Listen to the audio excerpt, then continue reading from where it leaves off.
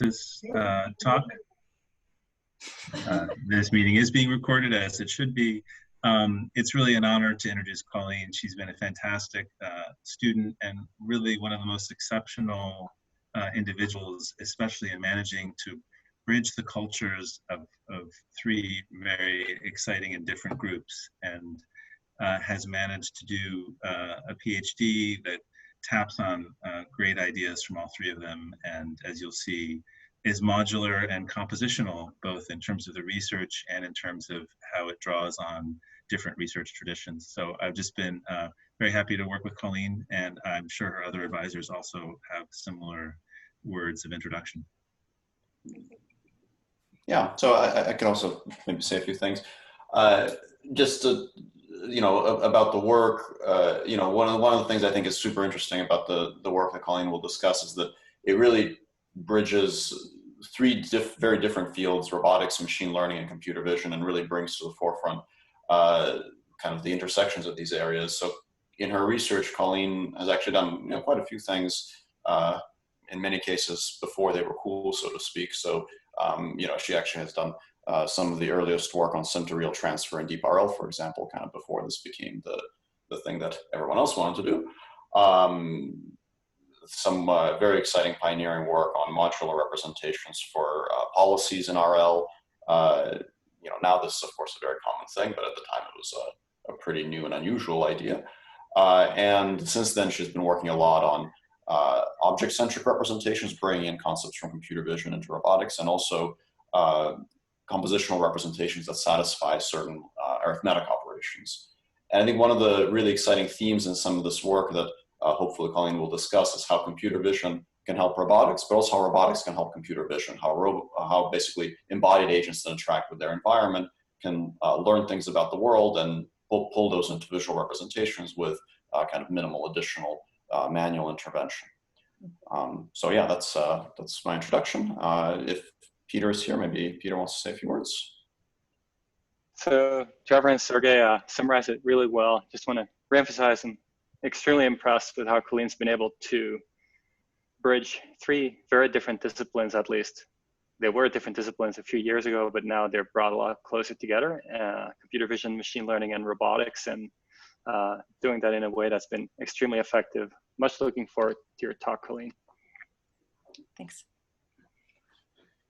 Yeah, thank you very much, everyone, for joining today for this dissertation talk.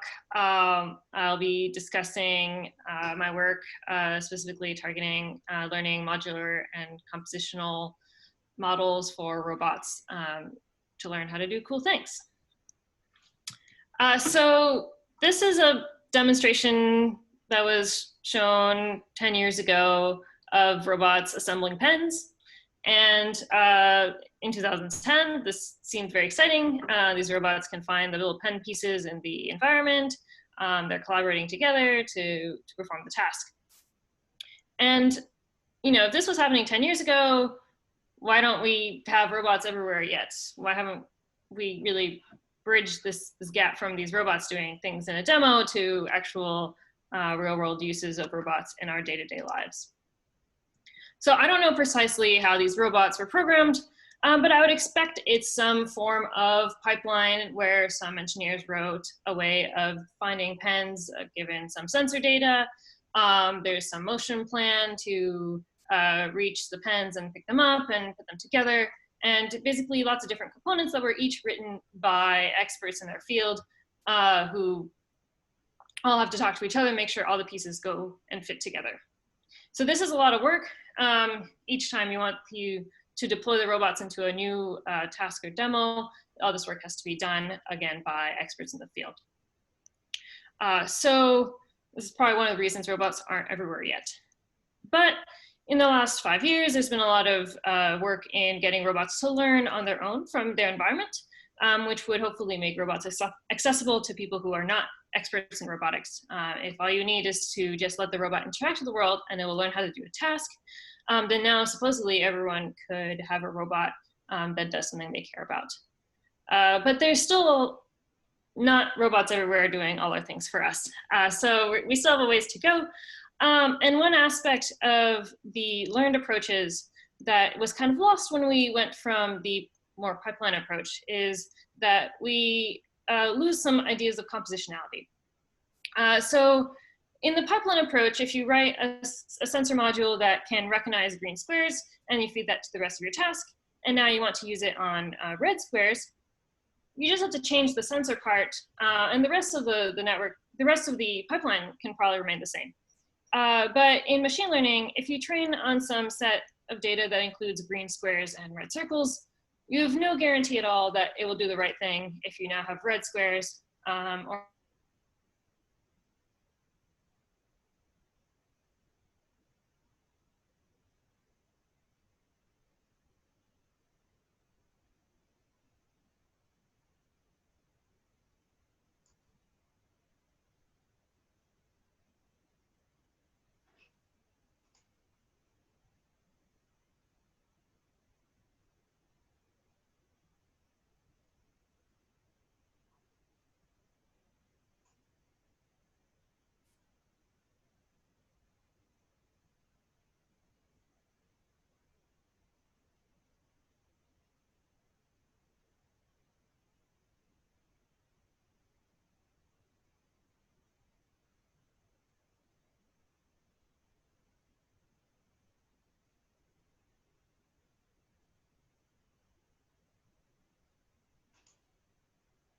Hey everyone, we're just experiencing a little bit of technical difficulty. Please hang on and we'll get Colleen back in just a moment. Thanks.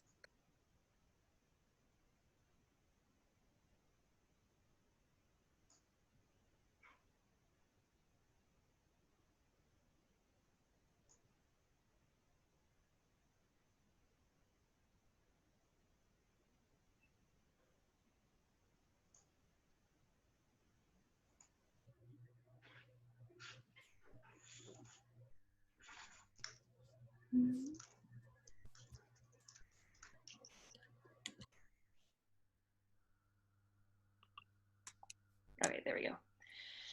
Okay, sorry about that. The connection is always a problem.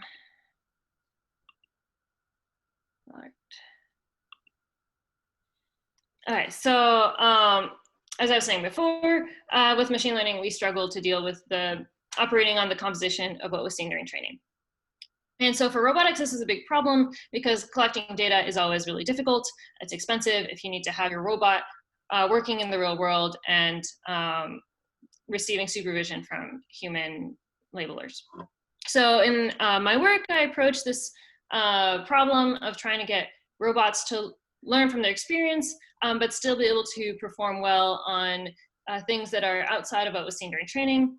And I approach this in 3 different ways. So I'll discuss an architectural approach, a transfer learning approach, and an approach using embedding arithmetic. So one way that we can think about compositionality is in the case of if you have a large number of robots that want to perform a large number of tasks. If you want to do this with just a pipeline approach, you might produce a hand code a module for each robot that knows how the robot operates and can do the dynamics of the robot. And then you might hand code some sort of a planner for each task that would help the robot, for example, open the drawer or push the block in the way you want it to. And then if you want a new robot to perform a task that it hasn't performed yet, hopefully the system would be modular enough that you could have the module you wrote for one robot interact with the planning algorithm you had for that task. But with learning, you would hope that you could do something similar. You would hope that you could gather data from subset of these robot task combinations and then train on that subset and generalize to the remaining combinations that were not seen in the training set. In practice, this doesn't tend to work if you just do a naive approach. So how can we get the benefits of the more pipeline approach inside a learned algorithm such that we don't have to hand code any of these modules? So as I said before, a naive approach would just have an unstructured neural network policy that takes in the state and outputs an action. And so we'd really like to be able to, if we trained a policy on one robot performing a task, we'd like to be able to pull out the components of the network that were specific to the robot and reuse them when learning a new task, or pull out the components that are specific to the task and reuse them when training a new robot on that same task. But in an unstructured policy, we don't actually know which components correspond to the task or the robot. So instead, what we can do is that we can just decide. We just decide when we say these layers are going to be about the robot, and these other layers are going to be about the task. So when you have a robot performing a task, you put the layers from that robot task, the layers from that robot and the layers from that task, and put them together into a neural network. And during training, in order to make that compositionality work, we're going to reuse the same robot layers whenever we're using that robot to perform a variety of tasks. And similarly, we're going to reuse the same task layers with lots of different robots. So how does this look? So we want the brown robot to push the block. We're going to take the brown robot module in blue and the block pushing module in green and concatenate them together as a neural network. So this is just generating the network architecture and selecting the weights to put into those layers. So the observations from the task will go into the task module, such as the positions of the objects or the image of the scene. And then the robot specific state, which is the joint angles and the joint velocities, would go directly into the robot module. Then the actions, since they're a function of the robot, different robots might have different number of action dimensions. The robot module outputs the actions for the robot. In order to train these modules, we want to train everything jointly because we don't know what the right interface is between the tasks and the robot. And so we want to let the learning algorithm figure that out on its own. And in order to do that, we need to select a variety of the task and robot combinations and train all the modules together on the task objectives. So here you can use reinforcement learning or imitation learning, but you need some source of supervision that can be backpropagated through the neural networks that are formed by these compositions of the task module and the robot module. And as you can see by the dotted lines, we share the same weights when the same module is being used. So when the brown robot is opening the drawer, it affects the weights for that task, but it also affects the weights for when the brown robot is pushing the block. At test time, we want to see if this compositionality is actually generalizing. So at test time, we take a robot and a task that have never been performed together. So here, the black robot has never pushed a block. We only saw the brown robot pushing a block. But we should have trained the block pushing task and the black robot modules well enough using the prior data in order to just be able to compose them together and get the right policy. So in our experiments, this is what we test. So in this first experiment, we have some simple manipulation tasks for planar arms. And we've got 3 different robots that have different numbers of degrees of freedom, and then 3 different tasks. And so we want to train on some subset of them. So here we train on 8 of the task robot combinations, and we evaluate on the last one. So here the 4 degree of freedom arm has never pushed a block, but we've trained on the other arms pushing blocks, and we've trained the 4 degree of freedom arm on other tasks. So if we look at the behavior, the version without modularity, since this robot has never performed this task, the policy doesn't know what the right thing to do is. But with our modular architecture, we can just compose together the right modules and get pretty good behavior on this. In a different experiment with more difficult tasks that require multiple steps, such as pulling a drawer-like object to a target position, we find that in the middle, you can see the zero-shot performance of the modular network approach. So this is much better than the version without modularity on the left, but it's still not quite performing the task all the way. And so here we can really get the advantages of using a learning-based approach versus a pure hand-engineered controller. Because here we can just keep collecting more data in the environment, and we add 10 more iterations of reinforcement learning to this pre-trained policy, and then we get the final behavior all the way on the right. And so here the robot can perform the task correctly with very little additional data. So some takeaways that we learned from this project is that a policy can learn this composition over the training environments and generalize past what was seen during training. So it generalized to new combinations of the different aspects during training. And because we have this modular architecture, which forces a decomposition across the two aspects of robot and task. And then also, because we're using learning, if zero-shot modularity isn't good enough, we can always continue collecting more data and improving performance. And so this is a very helpful tool in order to keep learning over time. So I'll go into the transfer learning approach for compositional robot learning. So in this case, we can look again at a robot performing a task. And here we're going to look specifically at robots performing tasks from vision. So a robot has an image of the environment, of its current environment, and it's supposed to output the right actions. And the typical end-to-end approach for doing this would be to just take the image and the robot state X, put it into some big neural network, and output the right controls U. And then this would be trained using the loss from the task. So if the robot's trying to open drawer, maybe your loss function is some reward about how open the drawer is. And then we train the whole perception and control together using that single loss function. So this will work on the data that you have. So if you, for example, here we trained a robot to pour into a brown mug. And so given this, the image observations that the robot has, it can find where the mug is, and it can execute the correct actions to perform this pouring motion. But then if you come back the next day and you happen to have a different mug, this time it's pink, now the policy doesn't work anymore. And this is because if the only objective that the robot was trying to maximize was fulfilling the pouring motion on the data from the brown mug, it has no reason to understand anything about mugs. All it needs to do is locate the brown splotch in the image and use that to condition its behavior.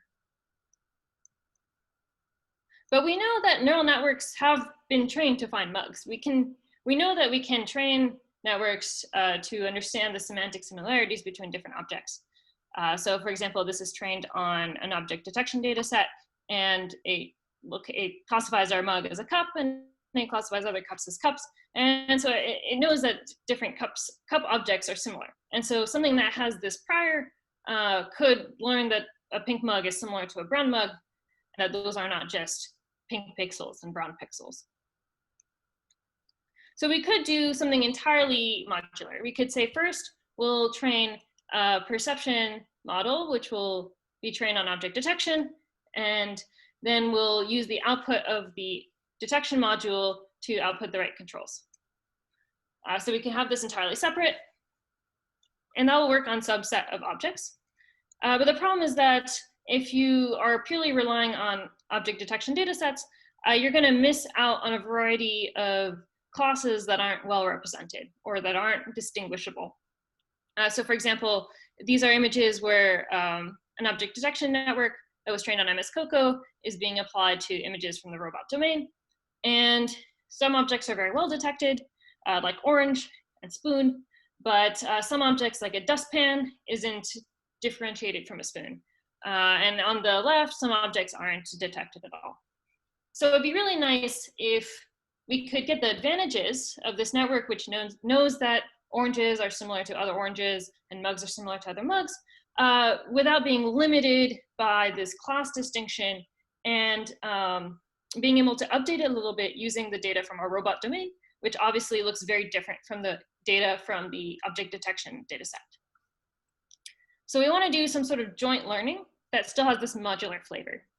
So we want to train on object detection on the object detection objective, which gives us this idea of semantic similarity. But we also want to be able to pass a little bit of gradient back through that perception network in order to adjust it based on our task and our data from the robot environment. So for example, if we have this task of sweeping an orange into a dustpan, from our object detection data set, we know what objects are. We know that these things with squares around them are possibly objects. We know that the table area is not an object. And so this gives us a prior over what we think might be important in the scene. And then given data from the task, from the robot environment, we'd like to be able to attend over the different objects and figure out which subset of these objects matter in the environment. In this case, in this paper, we decided to learn this task attention over objects from demonstration data. So given these demonstrations of pouring into a mug, we should be able to figure out which object is most relevant to the task. So in this case, we're going to use as a proxy, instead of relevant to the task, we're going to say which object is most predictive of the action in the demonstration. So the robot knows where its arm is because it can see where its joints are. So what it needs to know in order to guess what its action is in the demonstration is that it needs to know where the mug is in the scene. And so given these demonstrations, we can directly optimize for that. So if we have our objects, we now pass each of these through the feature extraction layer of the object detection network to get semantic features about each object. And now we instantiate an attention query, which is going to try to find which object is important for the task. So we take the dot product of the attention query, which each of the objects features, and then we do a softmax to get a probability over the objects. And then in this case, we assume that it is the position of the object that matters rather than the features of the object that matter, because a lot of robotics tasks require mostly knowing where things are, though you could also put in the features of the object if you needed to also know what the appearance of the object is for the task. And then we have the current joint angles. And now we're going to train a network that's going to try to predict what the next action is in the demonstration. And we backpropagate back through to the learned attention query. So now the attention query is being optimized in order to predict the right actions. And part of that optimization is this attention over objects. So when we run this on the pouring demonstrations, we get an attention query that can find the mug basically in any image. So if I trained it on this data that is a very clean setup, but then I can put a bunch of distractors around the mug and the attention still finds the mug because it's not looking for a brown splotch, it's really looking for mug features because those are the features that we get from the object detection data set. And so if we train our policy using the attended object position instead of using the image pixels directly, we get a policy that generalizes to new mugs. It also generalizes to clutter and to different background colors. And this is all for free. We only trained the policy on the original robot green background domain, but it generalizes really well to these new domains because the features that we're using have been trained on a really large and diverse data set. Even though that data set doesn't have robots in it, it still informs us about what objects are similar, what aspects don't matter about the environment, and can directly be used by our policy to get this robust behavior. So sometimes this might lead to the wrong behavior. So for example, maybe you really want the robot to pour into your brown mug and you don't want it to help anyone else who might have a different mug. So here these features generalize well between different mugs, but maybe you don't want to deal with that. Or maybe the features are really more about some circle container, and so this blue children's toy also looks kind of mug-like, and the robot decides to pour into that. So the advantage of this method is that we can just keep adding more data and keep training. So here I added some more demonstrations of pouring into the brown mug while the pink mug is present. And so now if I fine-tune the attention vector on this data, it has to really target the brown features instead of the mug features in order to correctly predict the right actions. And because we have a modular setup where there's first a learned attention query, and then the policy is using the position of the attended object, we can just use the same policy without retraining it, but with a different attention query. So here I ran the same policy that was pouring into the mugs, but I used the specific brown mug attention query. and it successfully doesn't get distracted by the other bugs. So now what if you want to learn a policy that uses multiple object positions? So if you know how many objects you have, you can just instantiate additional attention query vectors and have them be trained together to try to output the right action during demonstrations. And so with this, we get, so here's demonstrations of sweeping an orange into the dustpan, and I'm showing the attention that was learned for the 2-object case. So you might notice that at the beginning of the trajectory, it's quite good at localizing the 2 objects, and at the end of the trajectory, it really loses them.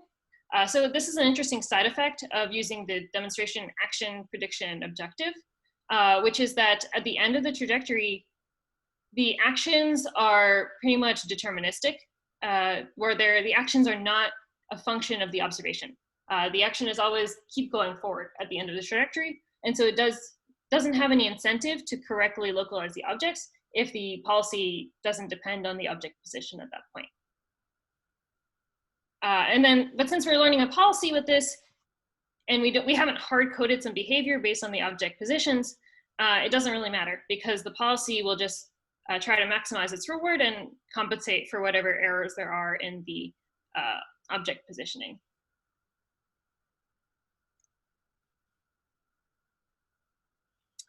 So here we use in the prior work, we use a very small number of demonstrations for each task. It was between 5 and 10 demonstrations. And so we backpropagate through to the object attention, but we didn't backpropagate all the way through the object features.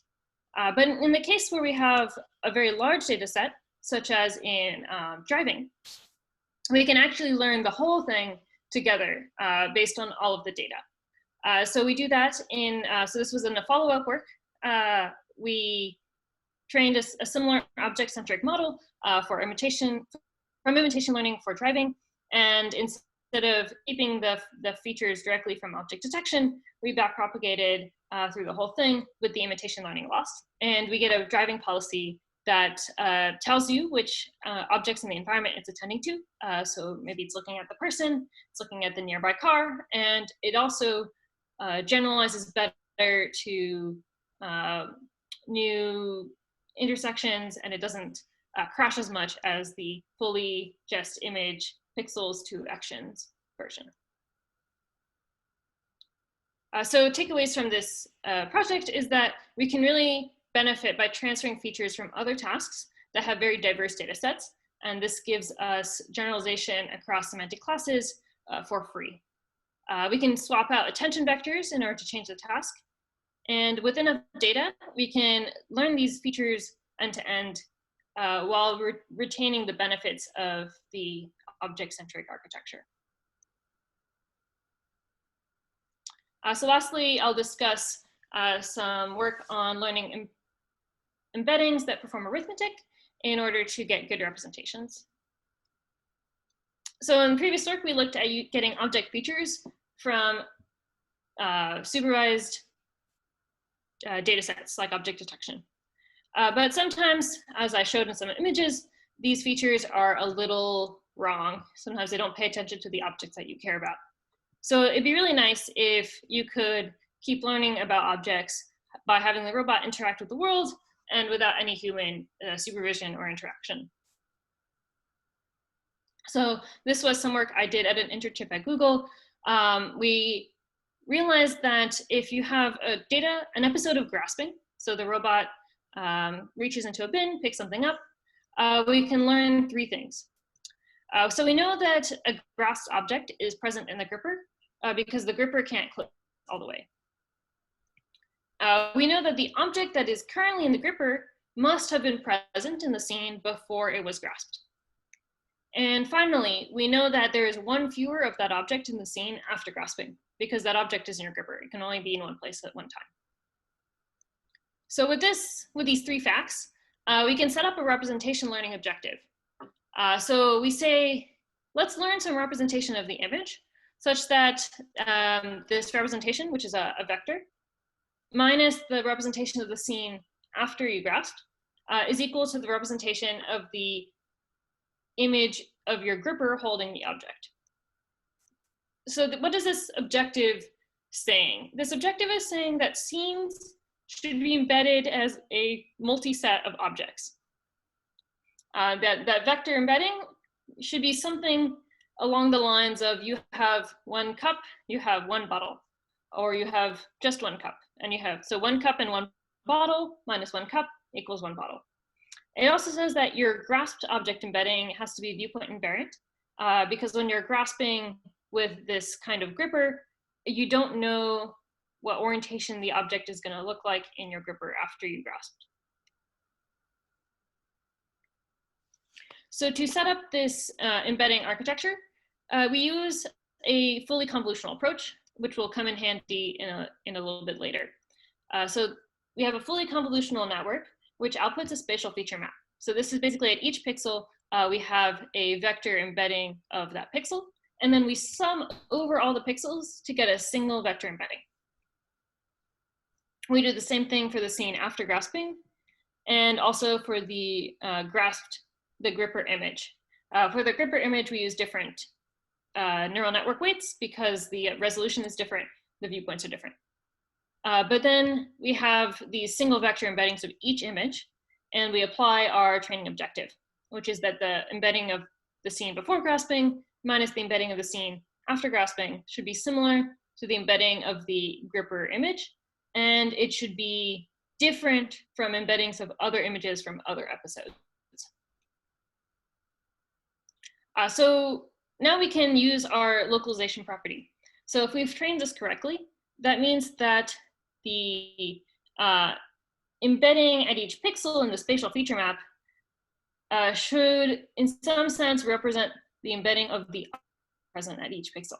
And so if we take the summed embedding of the gripper object and take its dot product at each position of the spatial feature map of the scene, then that dot product will be high when at the location where the object is, and it'll be low everywhere else. So does this work in practice? It does. So here, these are some results on simulated objects. So if you look at the left, we've got this Dasani can in the gripper. And then at the bottom, we see the heat map, which is the dot product of the Dasani can gripper image at each pixel of the bin. And so the bright points in the heat map show where that dot product is high, and the purple points are where that dot product is low. And the red dot in the image is the maximal dot product position. So here we've learned that we can localize objects just from this grasping data. It also works in the real world. So here we collected several 100,000 grasps in the real world on a variety of objects. And then we test it on held out objects. So these are objects that were not grasped during training, but we can do the same localization and it will work most of the time. So in the middle, we see this dinosaur that can be localized. On the next to it, it actually localizes the wrong shovel. There's two very similar looking shovels, and I think it's the wrong one in the gripper, but it's a little hard to tell even as a human. With the eraser, it also localizes the pink eraser, but the gripper is holding multiple erasers and it ignores the other ones. So in summary, what we've learned here is we've learned from fully self-supervised data, which is just the robot randomly grasping objects in a bin without being told which objects are the same as other ones. We've learned to relocalize an object once it has been grasped. We can also do something else with this network. We can also see whether two objects are the same object. So the embedding of an upside down water bottle is actually very similar to the embedding of the right side up water bottle because we have this pose invariant-ish property. So we can use this as a reward function if we want to learn to grasp specific objects. So we want to be able to say, here's a goal image of this brush, and let's grasp it. So if we condition a policy on this goal image, we'll need a reward function in order to evaluate whether it grasps the right object or not. And so here we just use the similarity of the embeddings. So this is our trained model.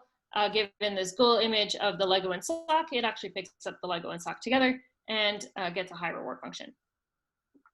So to recap what we've done, we started off from just having a robot randomly grasping objects and taking pictures of them. And what we get at the end, without any human supervision, we get a robot that, given an image of an object, will find that object in the scene using the localization and then grasp it. If you wanted to do this without using the self-supervised method, you would probably need to have someone sit down and either write a classification model for each of all the different objects that you want in order to provide a reward function. So it's a model that says, yes, this is a Lego block. Or you'd have to have a human sit next to the robot and give it +1 every time it grasps the right thing and 0 every time it grasps the wrong thing. So we really removed a lot of human labor required in order to train this model. But the limitation is, right now it can only grasp things that it has grasped before, so that it has an image of them in the gripper.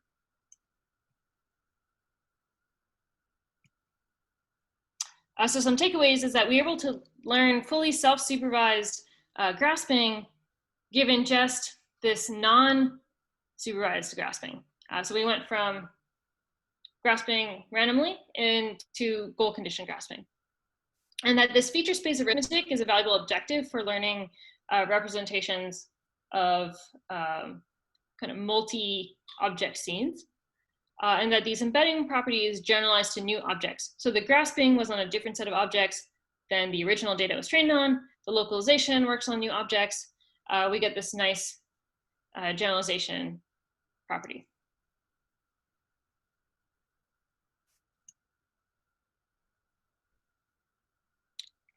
So what else can we do with this embedding arithmetic idea? So something else that we can do is that we can think about the arithmetic over tasks. So if you have a task such as get wood from the tree, maybe you're in Minecraft or in Animal Crossing, you can represent that as the task of picking up the axe, and then the task of going to the tree and using your axe on the tree. And so if you had a robot that was conditioned on some representation that followed this process, you would tell your robot to get wood from the tree, and it would put that into some embedding space, and then it would pick up the axe, and so it can pick up what it has done. The embedding of what it has done should be pick up the axe, so it can subtract pick up the axe from get wood from the tree, and the remaining embedding in its mind would be go to the tree. And then once it goes to the tree and has the wood, if it subtracts that from its goal, then it will be left with nothing to do. So we want to learn this, and where the problem statement is that you have a data set of multitask demonstrations. For example, you've got some demonstrations of chopping down the tree, you've got some demonstrations of making bread, and you want to learn a policy from these demonstrations that can perform the composition of what you had during training. So if you've seen these demonstrations, a test time now, you want to actually build a house from just a tree without being told explicitly that you need to first chop down the tree and then you need to go get the hammer to make the house. So how do we learn these representations? What we don't want to do is we don't want to be told all the different, how all the different subtasks relate to each other, because that would require a lot of human labeling. So instead, we just want to take all these demonstrations without labels about what's going on in each one and just train a policy on those demonstrations and learn this compositional embedding function. So to do this, we define our embedding function as taking in the first and last state of a trajectory and outputting a vector in a real numbered vector. And the policies can be conditioned on one demonstration. It's going to predict the actions of another trajectory performing the same task. So this is the one-shot imitation learning problem setting that's been introduced in prior work. And this allows you to see how to perform a task given different initial starting points. So in order to learn this embedding function such that arithmetic will work, we need to have arithmetic as part of the training objective. So the policy, instead of just being directly conditioned on the trajectories, it's going to look at the subtraction of the embedding of its goal, which is this OREF, and the embedding of what it has done so far, which is the bottom observations. So the embedding, the policy is going to say, I see the embedding of the full goal task minus the embedding of the partially accomplished tasks. This gives me a vector, and given that vector, I should be able to know what action to perform, as well as when I see the current state. So by forcing the subtraction of these two vectors to give you the right information about what's left to do, this provides a good training objective for learning embedding functions that will be additive. And then at test time, we want to take two of the demonstrations that we saw during training and perform the composition of those demonstrations. So we want to be able to perform tasks that were more complex than the training set. So we take two demonstrations and embed each of them, and then we add those two embeddings and condition the policy on that sum. And then, as before, always subtracting what we've done so far from that vector. So in practice, how does this look? So we've got a 3D grasping environment, and we show our model running on the composition of two one-skill embeddings. So we have a demonstration of putting the green block in the corner and a demonstration of putting the white block on top of the red block.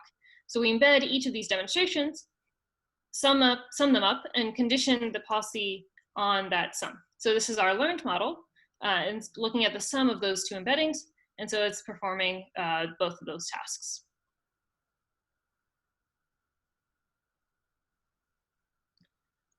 We've also got this crafting environment, and so here our policy is conditioned on the embedding of make bread and break rock, and also chop tree and eat bread. I'll play that again because it's a little hard to follow. So you see here, it made the bread and ate it, and then it is building a house and breaking a rock. I think I've mislabeled the task that it's doing on the side. It was doing the right thing. So some takeaways from this is that, again, our feature space arithmetic is a valuable objective for really structuring the representation of tasks or objects, and that we can compose these task embeddings to represent more complex tasks than what was seen during training.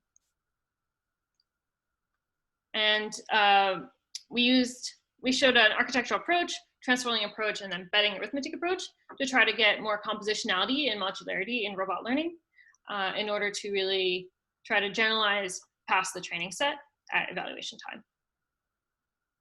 I'd like to thank all my collaborators who helped me with all these papers. And I'd also like to thank my friends and family for supporting me through this long 5 years. So thank you to everyone, and I'm happy to answer any questions.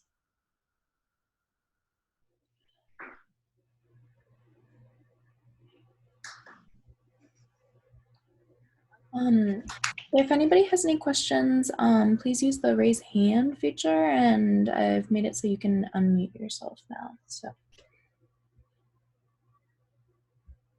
Yeah, Santiago. Yeah, hi. Thanks for some great info.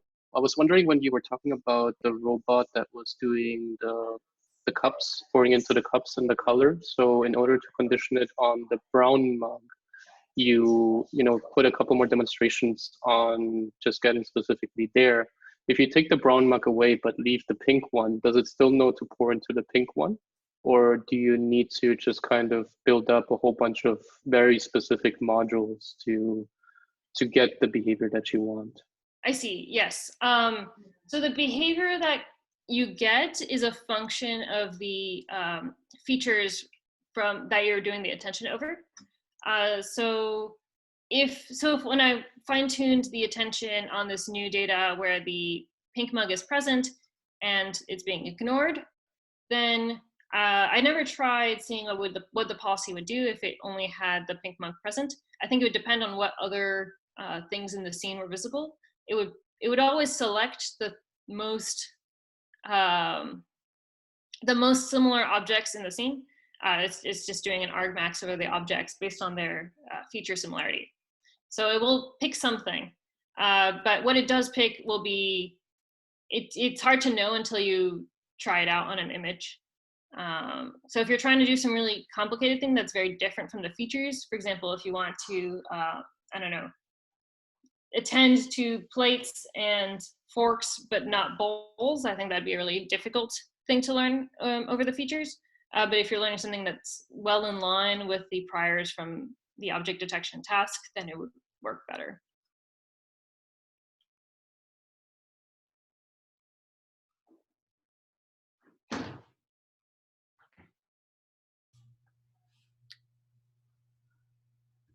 All right. Oh, it looks. Oh, these are clapping. If there are no other questions, I think we'll end here. Thank you so much, Colleen, and congratulations. We will have another seminar this coming week on the 24th. The speaker will be Cecilia Zhang.